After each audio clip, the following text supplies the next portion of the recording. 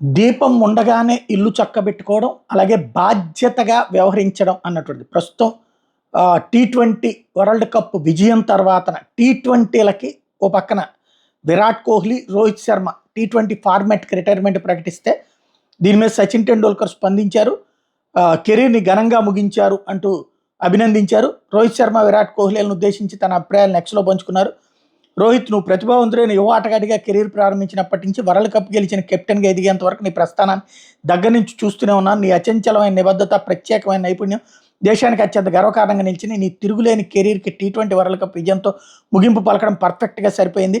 Well done Rohit అంటూ రోహిత్ శర్మను ఉద్దేశించి, అదే సందర్భంలో సచిన్ అదే ట్వీట్లో విరాట్ కోహ్లీని ఉద్దేశించి, విరాట్ కోహ్లీ, క్రికెట్ ఆటలో నిజమైన ఛాంపియన్ అంటే నువ్వే.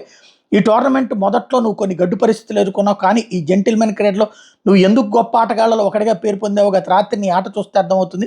6 వరల్డ్ కప్పుల్లో టీమిండియాకు ప్రాతినిధ్యం వహించి చివరి ప్రయత్నంలో వరల్డ్ కప్ సాధించడం ఎంతటి మధురానుభూతిని కలిగిస్తుందో నాకు కూడా తెలుసు అంటూ అందులో ప్రధానంగా తన చిట్ట చివరి ఇబ్బంది పడినటువంటి పరిస్థితిని కూడా ఇందులో ప్రధానంగా గుర్తు చేశారు. వన్డేలో టీమిండియాకి విజయాలు అందించేందుకు పాట పడతామని చెప్పి ఆశిస్తున్నానంటూ అభినందించారు.